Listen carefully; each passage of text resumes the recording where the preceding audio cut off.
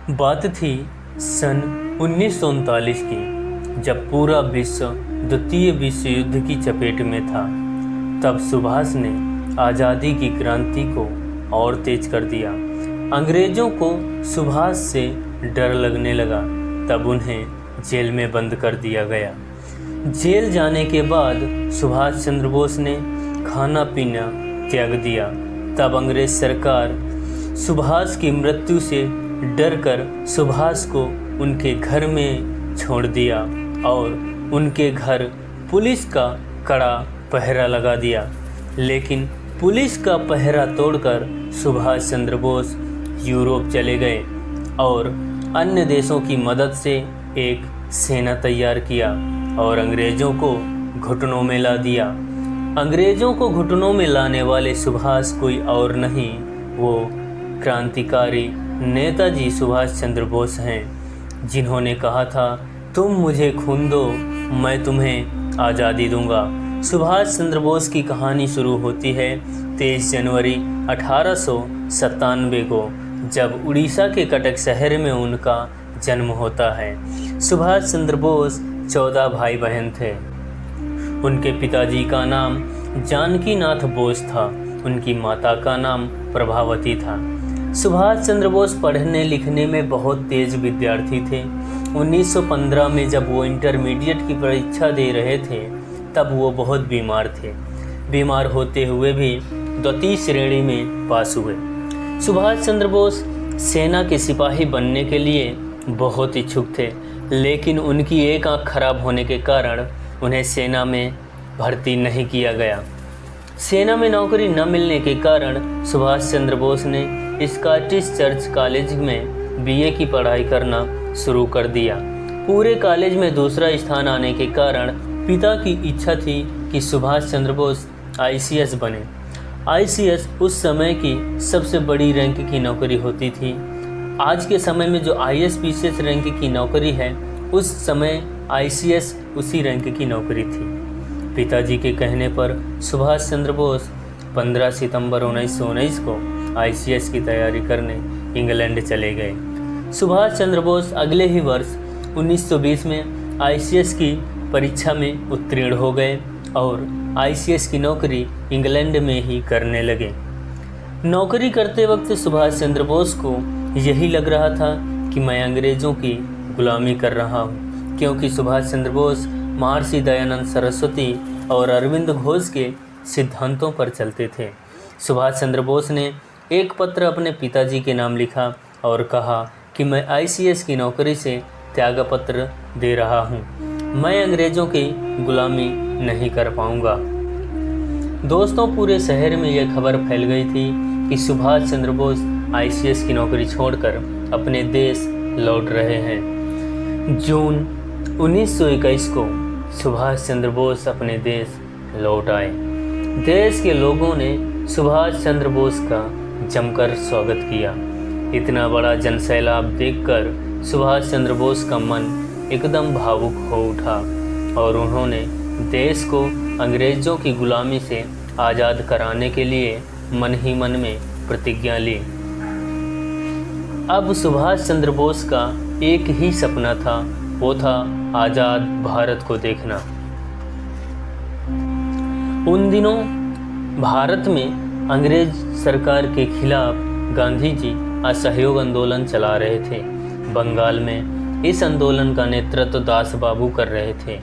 सुभाष चंद्र बोस ने दास बाबू के साथ मिलकर इस आंदोलन को और तेज कर दिया। लेकिन फरवरी 1922 में चौरी चौरा की घटना से गांधी जी ने असहयोग आंदोलन बंद कर दिया। फिर भी सुभाष चंद्र बोस शांत नहीं बैठे। देश की आज़ादी के लिए कांग्रेस पार्टी ज्वाइन किया, लेकिन जब कांग्रेस पार्टी उनके तौर तरीके से काम नहीं कर रही थी, तब उन्होंने दास बाबू के साथ मिलकर स्वराज पार्टी की स्थापना की और बहुत जल्दी ही सुभाष चंद्र बोस जनता के लोकप्रिय नेता बन गए। सन 1927 में जब साइमन कमीशन भारत आया, तब जगह जगह साइमन कमीशन का विरोध हुआ। कोलकाता में सुभाष चंद्र बोस के नेतृत्व में साइमन कमीशन का विरोध किया गया। सन 1928 में कांग्रेस का वार्षिक अधिवेशन मोतीलाल नेहरू की अध्यक्षता में कोलकाता में हुआ। यहीं पर सुभाष चंद्र बोस पहली बार खाकी कपड़े पहनकर मोतीलाल नेहरू को सैन्य तरीके से सलामी दी। गांधी जी उन दिनों अंग्रेज सरकार से डोमिनियन स्टेट की मांग कर रहे थे, लेकिन सुभाष चंद्र बोस पूर्ण स्वराज की मांग से पीछे नहीं हट रहे थे। सन 1930 में जब कांग्रेस का वार्षिक अधिवेशन जवाहरलाल नेहरू की अध्यक्षता में लाहौर में हुआ, तब यह तय किया गया कि 26 जनवरी का दिन स्वतंत्रता दिवस के रूप में मनाया जाएगा। तब अगले साल 26 जनवरी 1931 को पहली बार भारत का राष्ट्रध्वज लहराया गया और सलामी दी गई। राष्ट्रध्वज को सलामी देने के लिए क्रांतिकारियों का एक विशाल समूह इकट्ठा हुआ था। सुभाष चंद्र बोस इस विशाल समूह सभा को संबोधित करने के लिए जा ही रहे थे, तभी अंग्रेज़ों ने लाठीचार्ज कर दिया और जिन जिन क्रांतिकारियों को पकड़ पाए सभी को जेल के अंदर डाल दिया। सुभाष चंद्र बोस को भी जेल के अंदर डाल दिया गया। कहा जाता है कि सुभाष चंद्र अपने पूरे जीवन काल में 11 बार जेल गए हुए थे। गांधी जी ने सरकार से समझौता किया और सभी क्रांतिकारियों को जेल से रिहा करवा लिया, लेकिन गांधी जी भगत सिंह, राजगुरु, सुखदेव को नहीं छुड़ा पाए और अंग्रेज सरकार ने उनको फांसी दे दिया। सन 1932 में सुभाष को फिर से कारावास हुआ और इस बार उन्हें अल्मोड़ा जेल में रखा गया। जेल के दौरान सुभाष की तबीयत बहुत खराब हो गई और इलाज के लिए उन्हें यूरोप भेजा गया। सुभाष चंद्र बोस को यूरोप भेजा गया था इलाज के लिए, लेकिन सुभाष वहाँ भी भारत को आज़ाद कराने के लिए संगठन जोड़ने लगे। वहाँ जाकर इटली के नेता मुसोलिनी से मिले और आज़ादी की लड़ाई में उनको भी शामिल कर लिया। आयरलैंड के नेता डी वलेरा को भारत की आज़ादी की लड़ाई में शामिल कर लिया। 1934 में सुभाष को उनके पिता के बीमार होने की खबर मिली, तब वो यूरोप से भारत आ गए। जब कराची पर हवाई जहाज़ उतरा तब उनको खबर मिली कि उनके पिता की मृत्यु हो गई और कोलकाता पहुंचते ही ब्रिटिश सरकार ने सुभाष चंद्र बोस को गिरफ्तार कर लिया। सुभाष चंद्र बोस इतने लोकप्रिय नेता बन गए थे कि जब 1938 में कांग्रेस अध्यक्ष पद के लिए सुभाष को चुना गया तो सुभाष का स्वागत 51 बैलों द्वारा खींचे हुए रथ में किया गया। साल 1939 सुभाष के लिए बेहद खास रहा, क्योंकि सन 1939 में कांग्रेस को नया अध्यक्ष चुनना था, लेकिन सुभाष चंद्र बोस चाहते थे कि कोई ऐसा व्यक्ति बने जो किसी के दबाव में बिल्कुल न झुके। जब कोई व्यक्ति सामने नहीं आया तो सुभाष चंद्र बोस अध्यक्ष पद छोड़ने से इनकार कर दिए, लेकिन गांधी जी सुभाष को इस पद से हटाना चाहते थे। जब दोनों अपने जिद में अड़ गए तब बहुत दिनों बाद कांग्रेस पार्टी में अध्यक्ष पद के लिए चुनाव हुआ और इस चुनाव में सुभाष चंद्र बोस अध्यक्ष पद जीत गए, वो भी 203 मतों से। गांधी जी फिर भी नाराज़ थे। तब गांधी जी से परेशान होकर सुभाष चंद्र बोस ने अध्यक्ष पद से इस्तीफा दे दिया और मई 1939 में फॉरवर्ड ब्लॉक के नाम से अपनी पार्टी की स्थापना की। सितंबर 1939 को द्वितीय विश्व युद्ध शुरू हो गया। अंग्रेज़ों को द्वितीय विश्व युद्ध में घिरता देख सुभाष चंद्र बोस ने आज़ादी की क्रांति को और तेज कर दिया। यह देखकर अंग्रेज़ों ने सुभाष चंद्र बोस को जेल के अंदर डाल दिया। इस अवसर पर सुभाष चंद्र बोस शांत नहीं रहना चाहते थे। वो किसी भी हालात में जेल से निकलना चाहते थे। सुभाष ने जेल के अंदर ही आमरण अनशन शुरू कर दिया। अब सुभाष की हालत धीरे धीरे बिगड़ने लगी।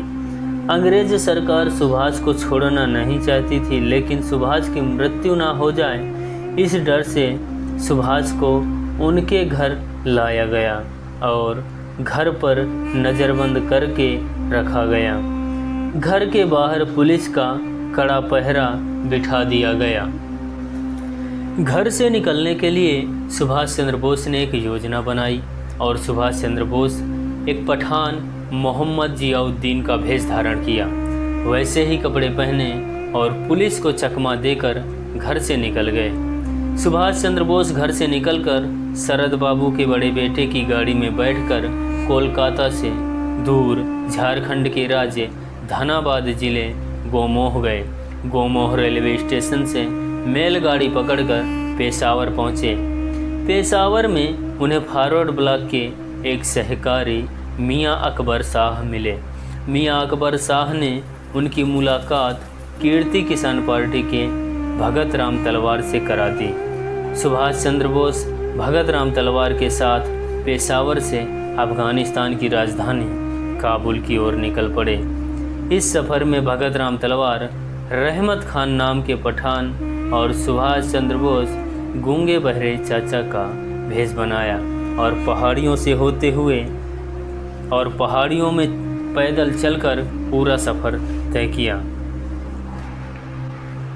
काबुल में सुभाष 2 महीनों तक उत्तम चंद मल्होत्रा नामक एक भारतीय व्यापारी के घर में रहे और वहीं से सुभाष चंद्र बोस इटालियन व्यक्ति बने और अपना नाम सुभाष से बदलकर ऑरलैंडो मैजेंटा रख लिया और काबुल से निकलकर रूस की राजधानी मॉस्को से होते हुए जर्मनी की राजधानी बर्लिन पहुंच गए। भारत में अंग्रेज़ों को कुछ पता नहीं चला कि सुभाष चंद्र बोस कहाँ है।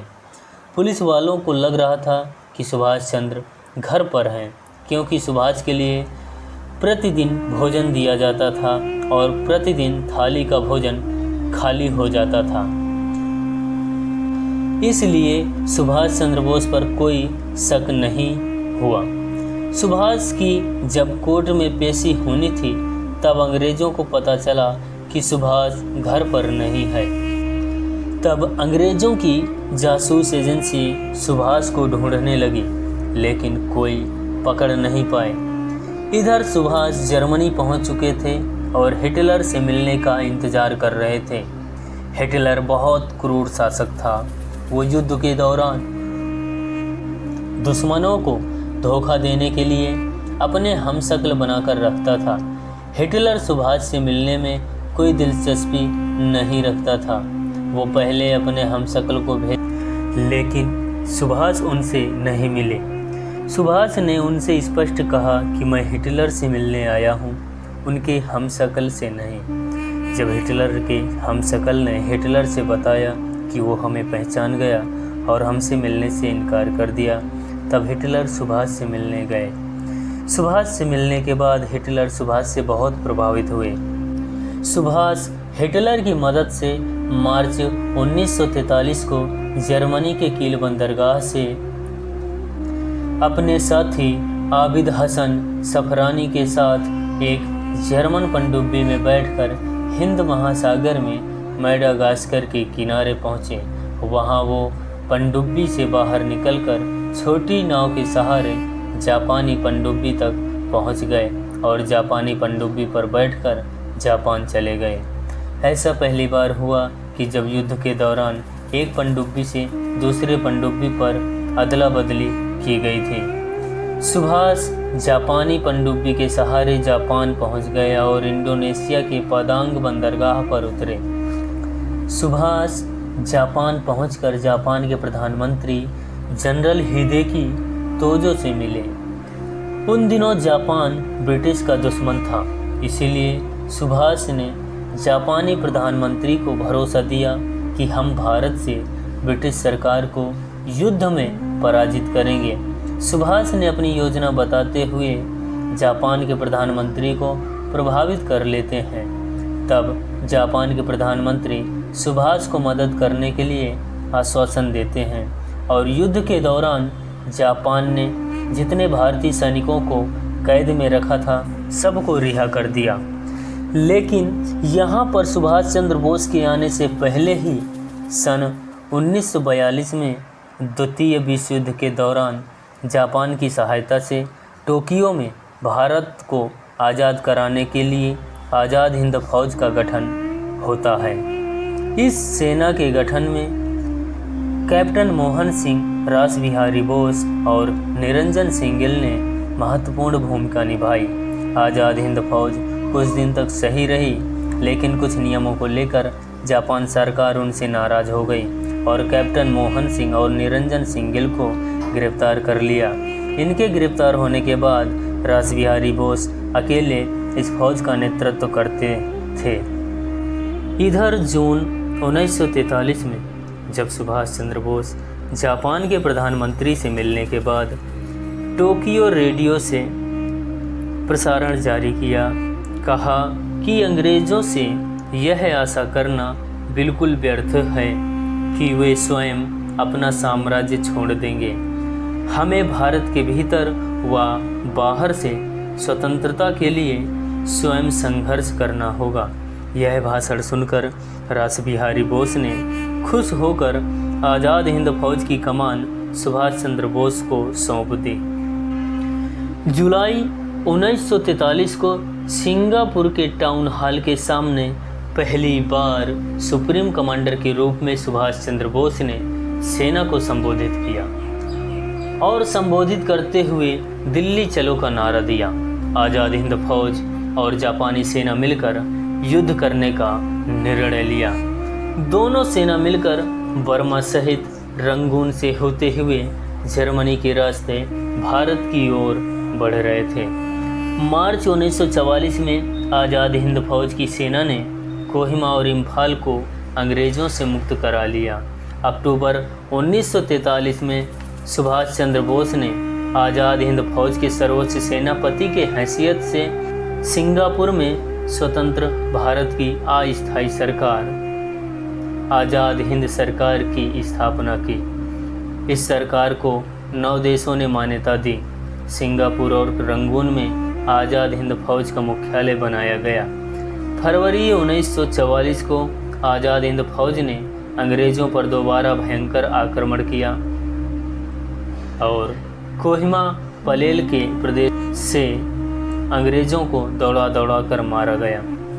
जुलाई 1944 में Subhash Chandra Bose Rangoon radio station से महात्मा गांधी के नाम का प्रसारण जारी किया और इसी प्रसारण में सुभाष चंद्र बोस ने पहली बार गांधी जी को राष्ट्रपिता कहकर संबोधित किया था। भारत को आज़ादी दिलाने के लिए सुभाष चंद्र बोस ने अथक प्रयास किया। सेना में लोगों को भर्ती करने के लिए गांव-गांव जाकर भाषण दिए और लोगों को आज़ादी में शामिल होने के लिए प्रेरित किया। कहा जाता है कि शुरुआती दौर में 16,000 के आसपास सैनिक थे, लेकिन बाद में 75,000 के आसपास सैनिक हो गए थे। सुभाष चंद्र बोस द्वारा किए गए हमले से अंग्रेज़ पूरी तरह हिल गए थे। अब अंग्रेज़ सुभाष को किसी तरह मारना चाहती थी, लेकिन इधर द्वितीय विश्व युद्ध का पासा पलट गया। जर्मनी ने हार मान ली और जापान में अमेरिका ने परमाणु बम छोड़ दिया। तब जापान भी घुटने टेक दिए। ऐसे में कहा जाता है कि सुभाष चंद्र बोस रूस से मदद लेने के लिए निश्चय किया और अगस्त 1945 को सुभाष चंद्र बोस हवाई जहाज़ से मंचूरिया की तरफ जा रहे थे। इसी सफ़र के दौरान वो लापता हो गए। अगस्त 1945 को टोक्यो रेडियो ने बताया कि सैगोन में नेताजी सुभाष चंद्र बोस लड़ाकू जहाज़ से आ रहे थे कि ताइहोकू हवाई अड्डे के पास उनका विमान क्रैश हो गया। विमान में उनके साथ सवार जापानी जनरल सुदेई, पायलट तथा कुछ अन्य लोग मारे गए। कर्नल हबीबुर रहमान के अनुसार नेताजी का अंतिम संस्कार ताइहोकू में ही कर दिया गया। सुभाष चंद्र बोस की मृत्यु की खबर पाते ही अंग्रेज सरकार ने आज़ाद हिंद फौज के सैनिकों को पकड़कर जेल में डालने लगी और फांसी की सज़ा सुनाने लगी। कहा जाता है ऐसा करने से ब्रिटिश सरकार की सेना में शामिल भारतीय सेना ने विद्रोह कर दिया और विद्रोह इतना भयंकर हुआ कि ब्रिटिश सेना की हत्याएं होना शुरू हो गईं। इन हत्याओं से परेशान होकर ब्रिटिश सरकार ने आनन फानन में 1947 में भारत को छोड़कर चले गए और भारत सन 1947 को अंग्रेज़ों से आज़ाद हो गया।